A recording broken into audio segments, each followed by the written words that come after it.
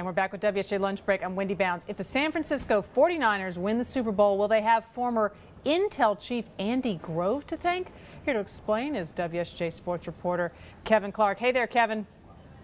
Hi, Wendy. How are you? I'm good. So how is Grove, I mean, this is a very unusual person to be thanking for perhaps a Super Bowl championship, but how is Grove's influence making its way into the 49ers locker room?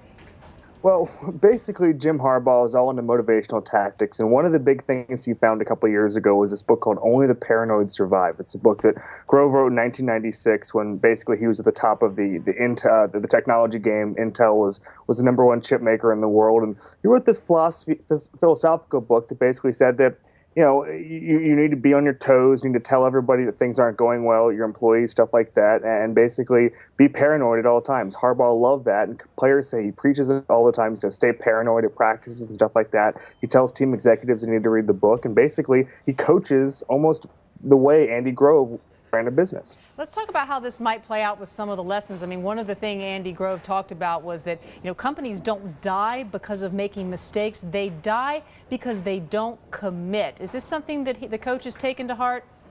Yeah, Coach Harbaugh is almost fanatical about sticking with the decision that he made. He, in the middle of the year, he dumped star quarterback Alex Smith in favor of Colin Kaepernick, who was an untested second-year pro, and really he never looked back. People questioned it.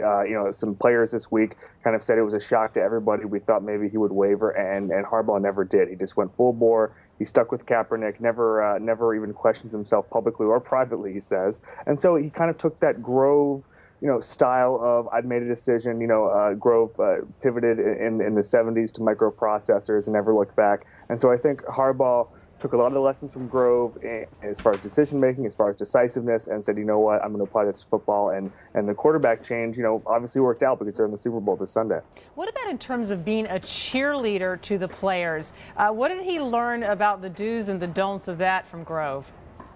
Right. Well, the book is called Only the Paranoid Survive, and being paranoid, you're not exactly a rah-rah, everything is great kind of person. And so what Harbaugh basically does is he says everything is going terribly. If they've won 5 straight games in a row, he tells the players, things could be much worse. Everything is going terribly. This needs to improve, that needs to improve.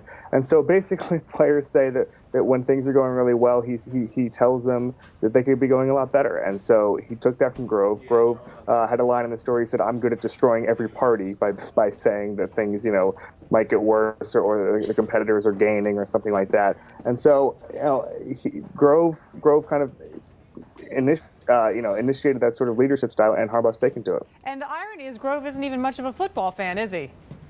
Grove did not know the San Francisco 49ers. Despite living in the Bay Area, he did not know they were in the Super Bowl until basically we called and told him that Harbaugh was a disciple of his.